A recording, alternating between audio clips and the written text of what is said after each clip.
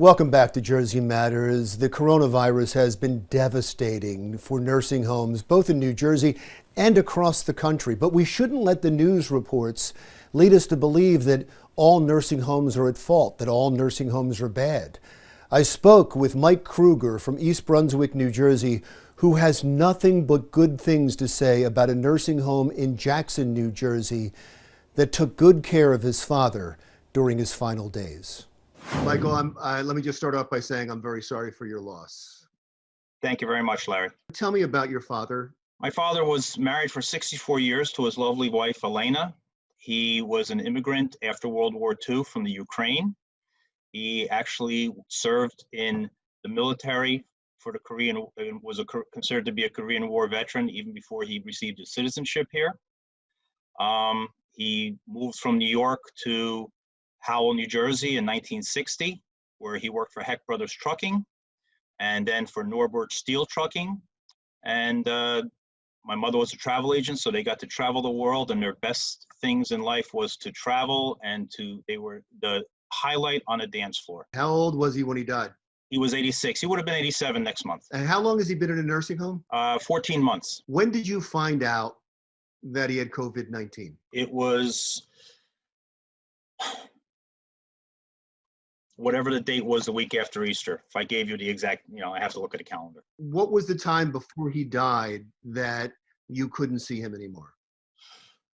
Pretty much the day we found out he contracted the virus, which was the Sunday after, and he was moved to an isolation room that did not have any windows. They tried to make sure no outsiders would see in.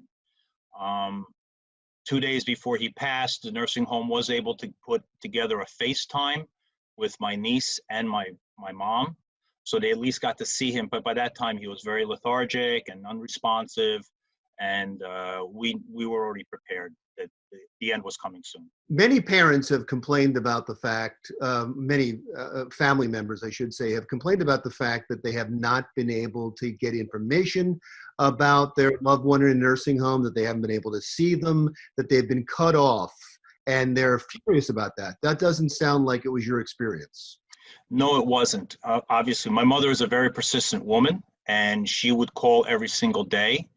I was fortunate enough to have some additional insurance where his insurance provider actually sent a nurse every day or every other day to check up on him. How many other people at the nursing home do you know have contracted? We check the website daily. It's Bartley Healthcare. They're very good staff. They're very friendly. They really do care about their patients.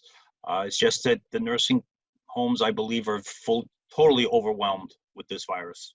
And they don't have the equipment. I know they don't have the protective gear. And in that sense, it's very easy to transmit the virus from one person to another. That's a damning accusation that they don't have the equipment, they don't have the protective gear, because that means that the state or the federal government's not doing their job.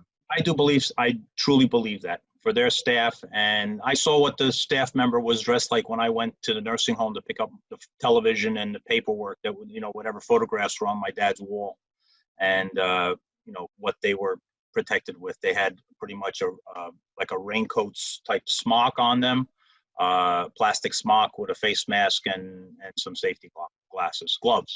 Were you able to hold a funeral? Yes, we were. We were fortunate that the church was very large.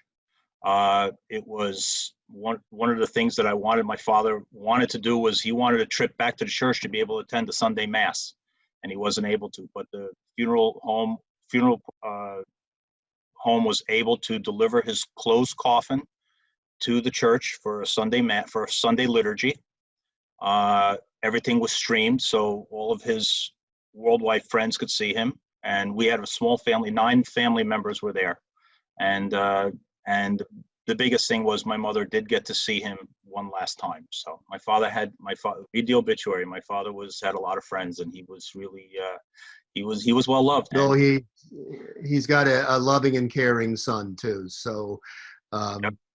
You didn't give up on him and getting to see him and making certain he had the best care. So yeah, my mom, my sister Nina, and I, the 3 of us, we did whatever we could. The hardest thing was to break the news to my mother. and we did that together. And after that, we were pretty much on. I was the one that handled all the business aspects of everything, and we're very fortunate to let him go peacefully and with a lot of honor. Wonderful. Thank you so much. Again, sorry for your loss, but I'm Thank you very much, Larry. As good as it possibly could be. Thanks a lot. That was Mike Kruger from East Brunswick, New Jersey. When we come back, it seems like when things are at their worst, people are at their best. We've got a great example of that when we come right back.